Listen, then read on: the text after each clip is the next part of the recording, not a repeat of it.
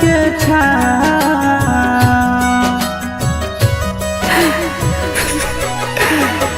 देखते होतई हमरे उजाहिया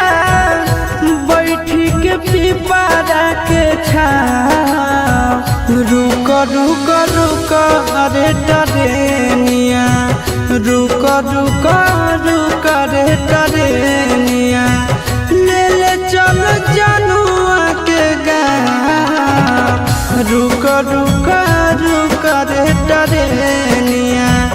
ले ले चल जनुआ के गाँव रुक रुक रुक रे टरेनिया।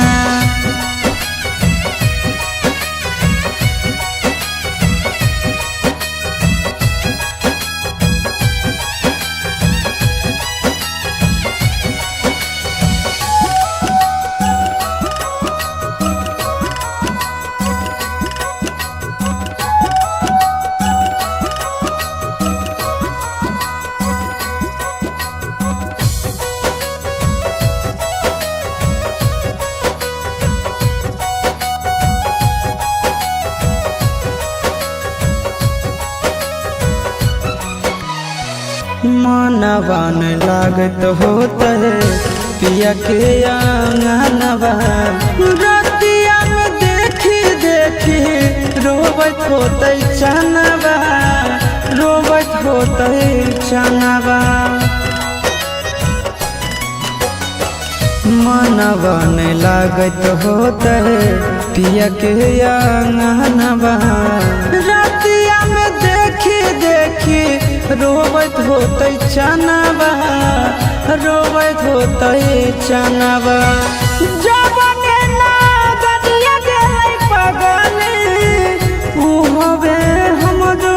पहुँचा रुक रुक रुक रे टरेनिया रुक रुक रुक रे टरेनिया ले ले चलो जनुआ के गाँव रुक रुक रुक रे टरेनिया ले ले चलो जनुआ के गाँव रुक रुक रुक।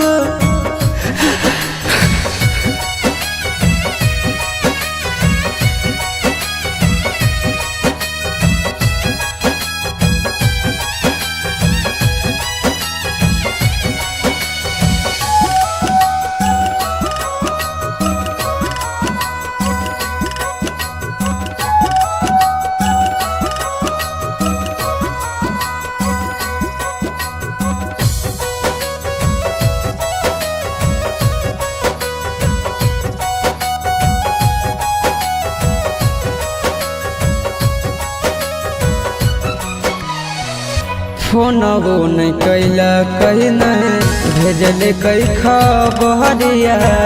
कौना देशवा में बस है जन के ससुररिया जन के ससुररिया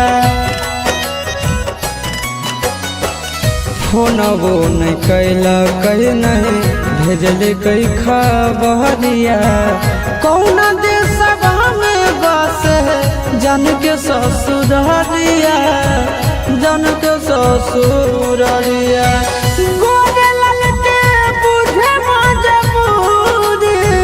बताई दी है आशीष के नाम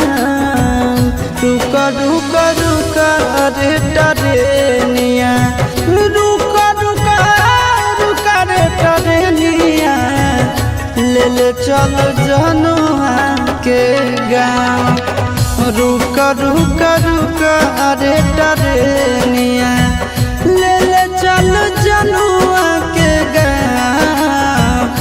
रुक रुक रुक रे टरेनिया।